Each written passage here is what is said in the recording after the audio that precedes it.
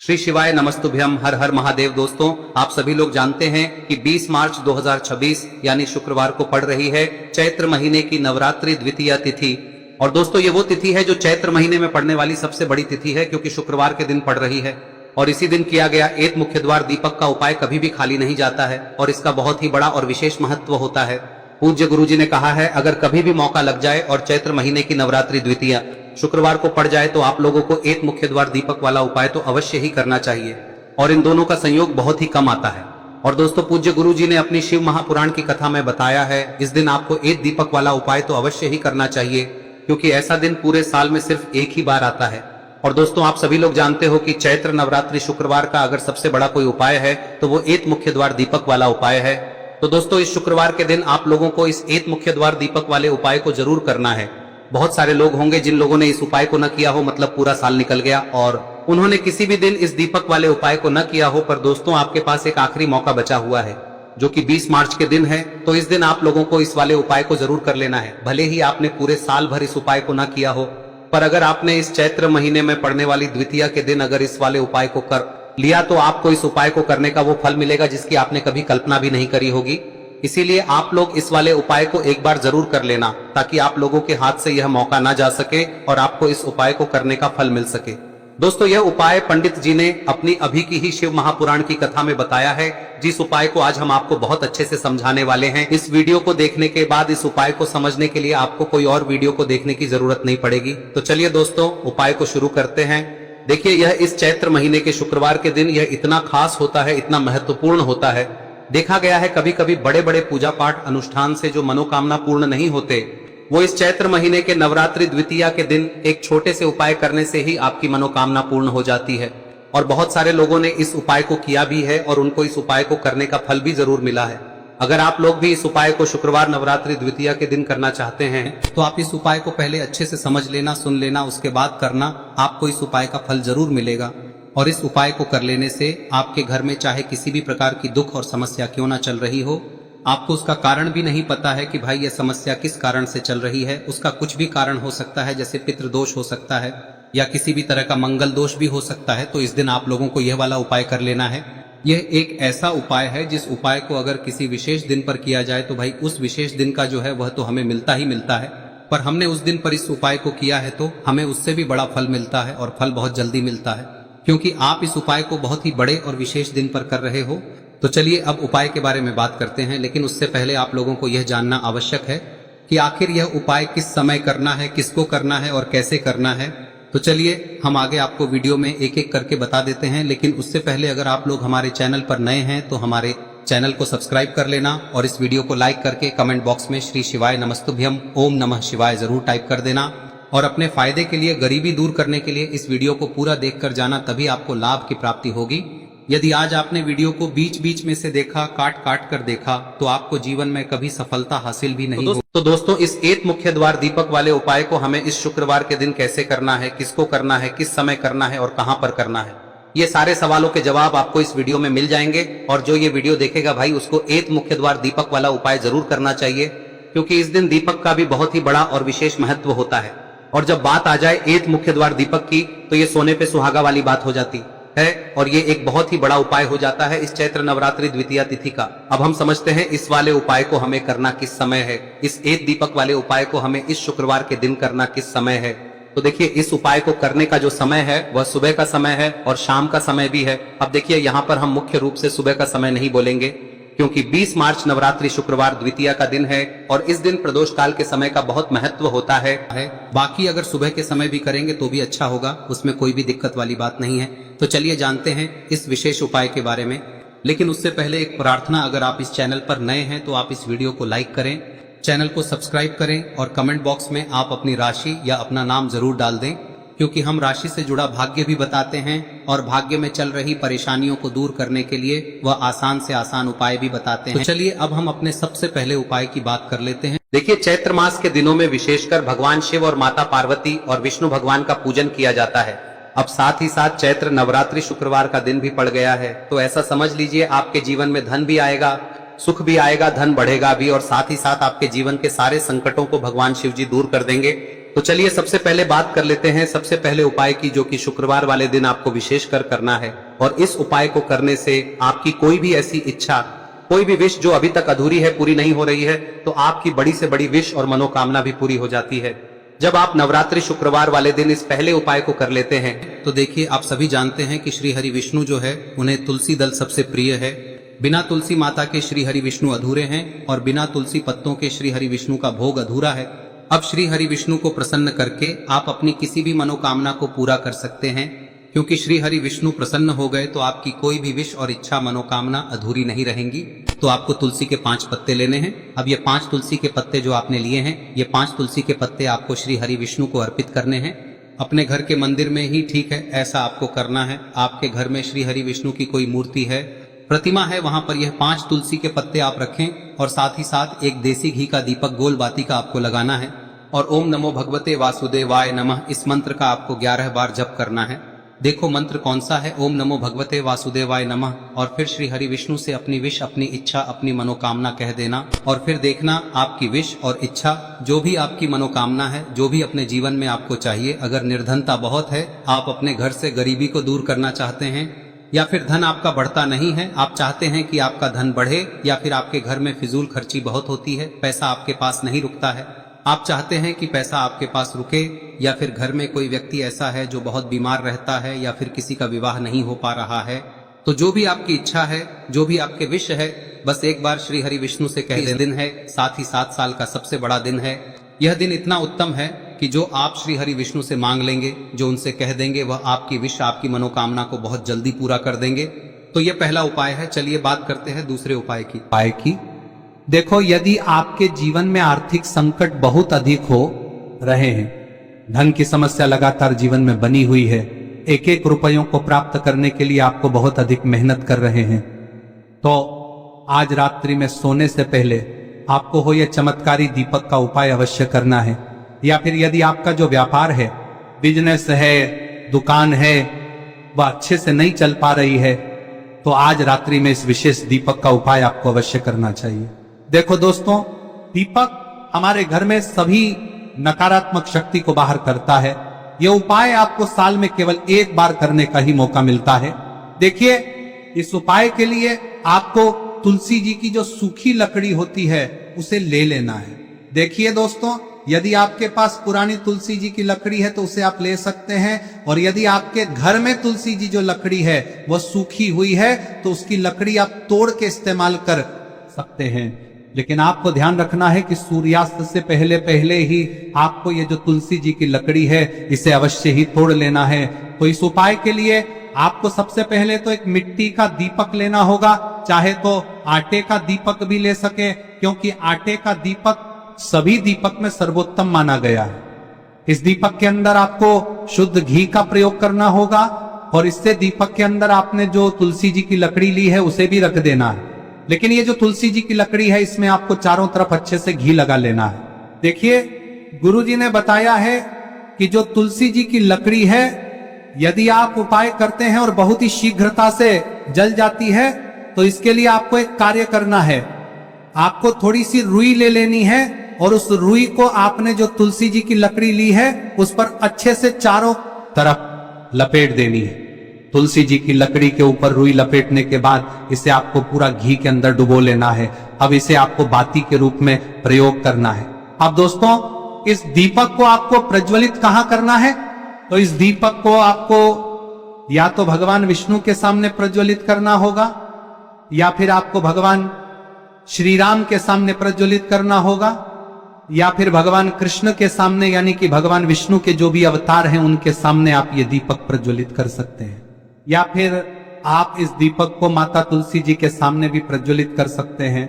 पूज्य गुरु जी ने बताया है कि जो भी व्यक्ति इस प्रकार से तुलसी जी की डंडी से या दीपदान कर देता है, उसके जीवन में कभी भी धन की समस्या नहीं होती है। इसीलिए आपको ये पूरे साल में केवल 1 बार ही मौका मिलता है।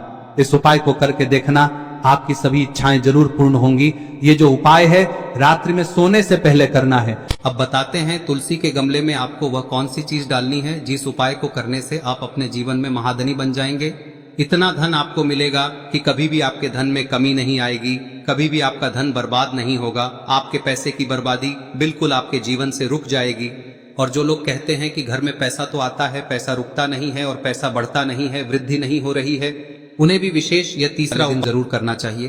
तो देखिए, पहले ही आपको बता दिया कि श्री हरि विष्णु की पूजा और उनका भोग श्री मतलब तुलसी मैया के बिना अधूरा है ना। और तुलसी मैया जो है वह श्री हरि विष्णु के बिना अधूरी है।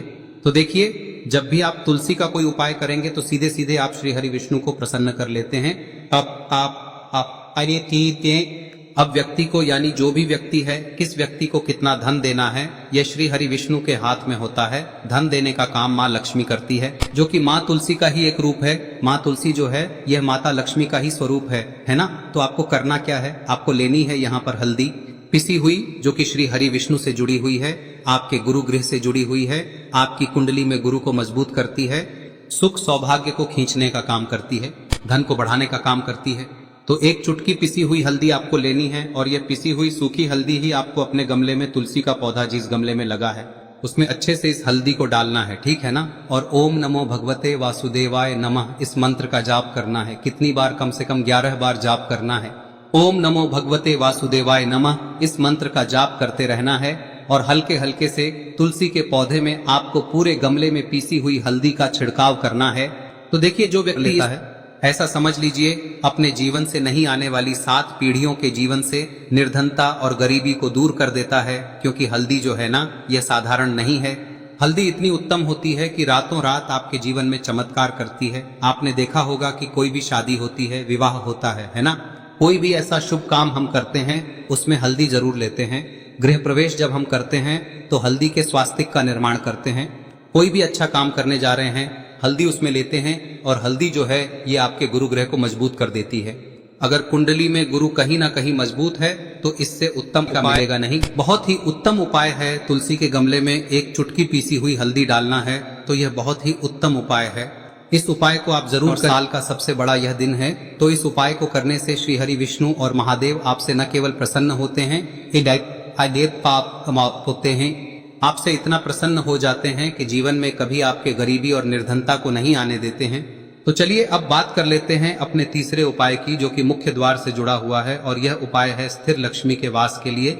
ऐसा पैसा आपके घर में आएगा जो आपके घर में ही रुकेगा। ऐसा पैसा कभी आपके घर में नहीं आएगा जो आपके घर से जाएगा और विशेषकर फिजूल खर्ची में जाएगा। अब आधे से ज्यादा लोगों की यही समस्या होती है कि घर में पैसा तो आता है लेकिन बहुत जल्दी घर से चला जाता है या फिर फिजूल खर्ची में चला जाता है। तो धन की बर्बादी जिन लोगों के घर में हो रही है उन्हें विशेषकर यह तीसरा उपाय करना है। या जिन लोगों के पास बिल्कुल पैसा आना बंद हो गया है, सर पर लगातार कर्जा बढ़ रहा है, उन्हें भी यह विशेष तीसरा उपाय करना है। तो देखिए, आपको फिर से क्या लेना है, हल्दी लेनी है पीसी हुई, जो कि श्री हरि विष्णु से ही जुड़ी हुई है ना। पीसी हुई हल्दी लेनी है और थोड़ा सा पानी डालकर उसका गाढ़ा गाढ़ा आपको पेस्ट बना लेना है। अब इसी हल्दी से आपको अपने घर में स्वास्तिक बनाने हैं। कितने स्वास्तिक? एक स्वास्तिक आपको बनाना है अपनी तिजोरी पर, जिसमें आप पैसा रखते हैं। चाहे तो आप संदूक में रखते हैं, अलमारी में रखते हैं, जिस चीज में भी पैसा रखते हैं, बस वहां पर हल्दी से एक स्वास्तिक बनाना है। दूसरा स्वस्तिक आपको कहाँ बनाना है? अपने घर के मंदिर में, है ना। और 2 स्वस्तिक आपको बनाने हैं अपने घर के मुख्य द्वार पर बाहर की तरफ। हल्दी से 4 स्वास्तिक आपको बनाने हैं। 2 स्वास्तिक मुख्य द्वार पर बाहर की तरफ, एक तिजोरी पर, है ना, और एक अपने घर के मंदिर में। बस यह उपाय आपने किया तो देखिए, जो धन की तिजोरी है उसमें पैसा भरा रहेगा। कभी भी धन की तिजोरी धन से खाली नहीं होगी, क्योंकि जहां पर हल्दी का स्वस्तिक एक होता है वहां कभी धन की कमी नहीं होती है। हमेशा वहां पर धन की देवी माता लक्ष्मी वास करती हैं, क्योंकि हल्दी किससे जुड़ी हुई है? श्री हरि विष्णु से। और माँ लक्ष्मी कहाँ होती है? जहाँ श्री हरि विष्णु वास करते हैं। अब बात करें कि आपके घर का मंदिर जो है उसमें अगर आप एक स्वास्तिक बनाते हैं तो आपके घर से ऊर्जा जो है, पूरे में ऊर्जा फैलती है ना। तो आपके घर में पॉजिटिव एनर्जी बढ़ती है, सकारात्मक ऊर्जा बढ़ाती है। जब आप अपने घर के मंदिर में हल्दी का स्वस्तिक बनाते हैं, आपके घर से बुरी शक्तियां, नेगेटिव एनर्जी जैसी चीजें बिल्कुल आपके घर में नहीं रुकती है। मुख्य द्वार तो इतना उत्तम होता है कि मुख्य द्वार से ही माँ लक्ष्मी की नजर सबसे पहले आपके मुख्य द्वार पर ही पड़ती है। और मुख्य द्वार पर अगर आपने हल्दी के स्वस्तिक बना दिए तो माँ लक्ष्मी देखते ही प्रसन्न हो जाती है, क्योंकि यह श्री हरि विष्णु से जुड़ी हुई है ना। और हल्दी के स्वास्तिक जहां पर जो व्यक्ति अपने घर के मुख्य द्वार पर बनाते हैं, ऐसा समझ लीजिए माँ लक्ष्मी उनके घर में वास करती ही करती है और कभी भी ऐसे घर को फिर छोड़कर नहीं जाती है। स्थिर लक्ष्मी का वास आपके घर में होगा। यह हल्दी के स्वास्थ्य दिन बहुत ही उत्तम है। साथ ही साथ कोशिश करें कि इस दिन गाय माता को हरी घास अवश्य खिलाएं। अगर आपको हमारी ये वीडियो पसंद आई हो तो हमारे इस वीडियो को लाइक करें, चैनल को सब्सक्राइब करें, कमेंट बॉक्स में लिखे हर हर महादेव जय मां लक्ष्मी। अब बात करते हैं अगले उपाय की। हम सभी के घरों में माता तुलसी का पौधा अवश्य ही होता है।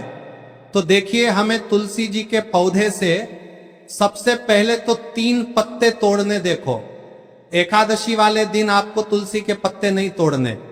तो देखिए, तुलसी जी के आपको 3 पत्ते तोड़ने लेने हैं। और इन तुलसी जी के पत्तों को तोड़ने के बाद आपको 1 चुटकी हल्दी भी अपने साथ में लेनी है।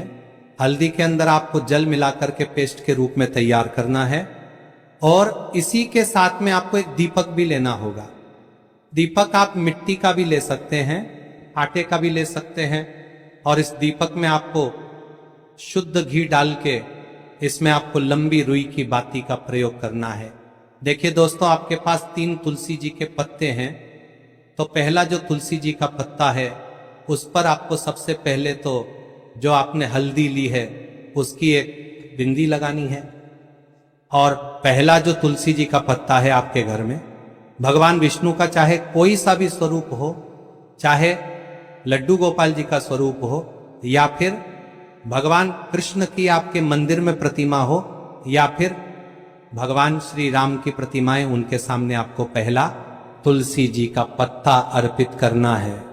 अब देखिए दोस्तों, आपके पास जो 2 तुलसी जी के पत्ते हैं और आपके पास जो एक दीपक है, इन्हें आपको लेकर के पहुंचना है। अपने ही घर में तुलसी जी के पौधे के पास में देखिए, सबसे पहले तो आपके पास जो 2 तुलसी जी के पत्ते हैं उन पर भी आपको हल्दी की एक एक बिंदी लगानी है। और उन दोनों ही तुलसी जी के पत्तों को आपको अपने घर में तुलसी जी के पौधे के वहां पर ही अर्पित कर देने हैं। और इस प्रकार से यह दोनों पत्ते भी तुलसी जी के पौधे के पास में अर्पित करने के बाद अंत में जो आपके पास एक लंबी बाती का दीपक है, इसे आपको तुलसी जी के पौधे के पास में ही प्रज्वलित कर देना है। जो भी व्यक्ति अपने ही घर पर इस प्रकार से तुलसी जी के 3 पत्तों का यह उपाय कर लेता है तो उसका परिवार हमेशा खुश रहता है। उसके परिवार में कभी भी कोई भी संकट उत्पन्न नहीं होता है। और यदि आपके घर में जो भी ग्रह क्लेश है वह भी समाप्त होते हैं। तो इस प्रकार से ये सुंदर सा उपाय करना है। अब बात करते हैं अगले उपाय की। देखो, यदि आपके जीवन में आर्थिक संकट बहुत अधिक हो रहे हैं, धन की समस्या लगातार जीवन में बनी हुई है, एक एक रुपयों को प्राप्त करने के लिए आपको बहुत अधिक मेहनत कर रहे हैं, तो आज रात्रि में सोने से पहले आपको हो यह चमत्कारी दीपक का उपाय अवश्य करना है। या फिर यदि आपका जो व्यापार है, बिजनेस है, दुकान है, वह अच्छे से नहीं चल पा रही है, तो आज रात्रि में इस विशेष दीपक का उपाय आपको अवश्य करना चाहिए। देखो दोस्तों, दीपक हमारे घर में सभी नकारात्मक शक्ति को बाहर करता है।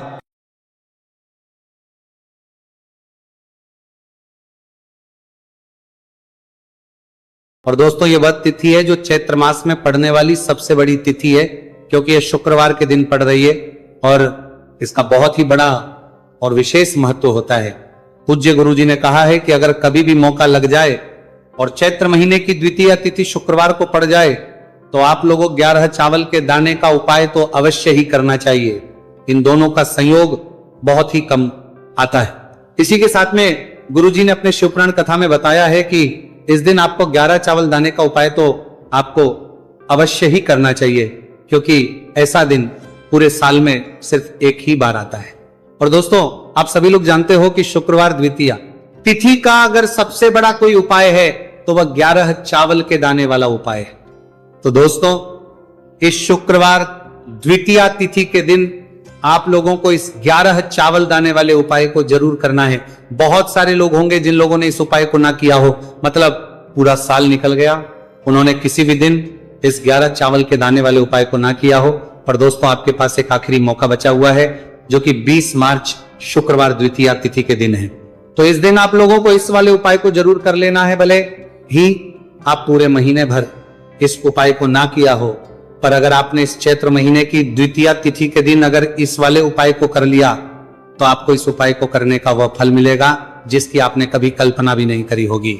इसीलिए आप लोग इस वाले उपाय को एक बार जरूर कर लेना है, ताकि आप लोगों के हाथ से यह मौका न जा सके और आपको इस उपाय को करने का फल मिल सके। दोस्तों, यह उपाय पंडित जी ने अपनी अभी की ही श्री शिव महापुराण की कथा में बताया है जी। इस उपाय को आज हम आपको बहुत अच्छे से समझाने वाले हैं। इस वीडियो को देखने बाद इस उपाय को समझने के लिए आपको कोई और वीडियो को देखने की जरूरत नहीं पड़ेगी। तो चलिए दोस्तों, उपाय को शुरू करते हैं। देखिए, ये इस चैत्र महीने के शुक्रवार द्वितीया तिथि के दिन ये इतना खास होता है, इतना महत्वपूर्ण होता है देखा गया है। कभी कभी बड़े बड़े पूजा पाठ अनुष्ठान से जो मनोकामना पूर्ण नहीं होते, वो चैत्र महीने के शुक्रवार द्वितीया तिथि के दिन एक छोटे से उपाय करने से ही आपकी मनोकामना पूर्ण हो जाती है। और बहुत सारे लोग इस उपाय को किया भी है और उनको इस उपाय को करने का फल भी जरूर मिला है। अगर आप लोग भी इस उपाय को करना चाहते हैं तो आप इस उपाय को पहले अच्छे से समझ लेना, सुन लेना, उसके बाद करना। आपको इस उपाय का फल जरूर मिलेगा। और इस उपाय को कर लेने से आपके घर में चाहे किसी भी प्रकार की दुहक और समस्या क्यों ना चल रही हो, आपको उसका कारण भी नहीं पता है कि भाई ये समस्या किसका कारण से चल रही है। उसका भी कुछ कारण हो सकता है, जैसे पितृदोष हो सकता है या किसी भी तरह का मंगल दोष भी हो सकता है। तो इस दिन आप लोगों को ये वाला उपाय कर लेना है। यह एक ऐसा उपाय है जिस उपाय को अगर किसी विशेष दिन पर किया जाए तो भाई उस विशेष दिन का जो है वह तो हमें मिलता ही मिलता है, पर हमने उस दिन पर इस उपाय को किया है तो हमें उससे भी बड़ा फल मिलता है और फल बहुत जल्दी मिलता है, क्योंकि आप इस उपाय को बहुत ही बड़े और विशेष पर कर रहे हो। तो चलिए अब उपाय के बारे में बात करते हैं, लेकिन उससे पहले आप लोगों को यह जानना आवश्यक है कि आखिर ये उपाय किस समय करना है, किसको करना है और कैसे करना है। तो चलिए हम आगे आपको वीडियो में एक एक करके बता देते हैं। लेकिन उससे पहले अगर आप लोग हमारे चैनल पर पहली बार आए हैं या फिर मेरी आवाज आज पहली बार सुन रहे हैं तो हमारे कर लेना और इस वीडियो को करके कमेंट बॉक्स में श्री शिवाय नमस्तु भयम ओम नमः शिवाय जरूर टाइप कर देना। तो दोस्तों, इस 11 चावल के दाने वाले उपाय को हमें इस शुक्रवार द्वितीया तिथि के दिन कैसे करना है, किसको करना है, किस समय करना है और कहां पर करना है, ये सारे सवालों के जवाब आपको इस वीडियो में मिल जाएंगे। और जो ये वीडियो देखेगा भाई, उसको 11 चावल के दाने वाला उपाय जरूर करना चाहिए, क्योंकि इस दिन एक चावल के दाने का बहुत ही बड़ा और विशेष महत्व होता है। और जब बात आ जाए 11 चावल के दाने की, तो यह सोने पर सुहागा वाली बात हो जाती है और यह एक बहुत ही बड़ा उपाय हो जाता है इस शुक्रवार द्वितीया तिथि का। तो अब दोस्तों, इस 11 चावल के दाने वाले उपाय को आखिर करना किसको है, सबसे पहले हम लोग वो बात जान लेते हैं। तो देखो, घर की जो बड़ी माताएं बहनें होती हैं, उन माताओं बहनों में से कोई भी एक बड़ी माता बहन इस वाले उपाय कर सकती है। और दोस्तों, अगर आप चाहे तो अपने घर में से सभी सदस्यों को भी इस उपाय को करवा सकते हैं। अगर किसी व्यक्ति की खुद की कोई मनोकामना है, खुद की कोई दुख और परेशानी है जो कि वो अपने लिए ही करना चाहता है, इस वाले उपाय को तो वो खुद अपने लिए भी कर सकता है। बाकी अगर कोई घर में से ऐसा है जो कि अपने पूरे घर परिवार की सुख और शांति के लिए ये वाला उपाय करना चाहता है, तो भाई वो भी कर सकता है, उसमें भी कोई दिक्कत वाली नहीं है। कहने का मतलब यह है कि इस उपाय को हर एक सदस्य भी कर सकता है और पूरे घर परिवार के सदस्य के लिए घर की बड़ी माताओं बहनों में से कोई एक माता बहन भी कर सकती है। माताएं बहनें अगर घर में उपस्थित ना हो या वह यह वाला उपाय ना कर पा रही हो, तो फिर घर का कोई बड़ा सदस्य भी इस 11 चावल के दाने वाले उपाय को कर सकता है, चाहे फिर वह पुरुष ही क्यों ना हो, उसमें कोई भी दिक्कत वाली बात नहीं है। अब दोस्तों, इस 3 बल के दाने वाले उपाय को हमें करना कहां पर है, हमें इसे शिव जी के मंदिर में जाकर करना है। बहुत सारे लोग प्रश्न करते हैं हर एक उपाय को करते समय, क्या हम इस उपाय को घर पर कर सकते हैं? तो इस वाले उपाय को आप घर पर नहीं कर सकते हो। इस वाले उपाय को करने के लिए आपको शिव जी के मंदिर ही जाना पड़ेगा। उसके बाद में दोस्तों, जो अगला प्रश्न निकल कर आता है वो ये आता है, इस उपाय को लेकर के आखिर इस उपाय को हमें किस समय करना है, सुबह के समय करना है कि शाम के समय करना है? तो देखो, इस वाले उपाय को आप लोग सुबह के समय भी कर सकते हो और शाम के समय प्रदोष काल में भी कर सकते हो।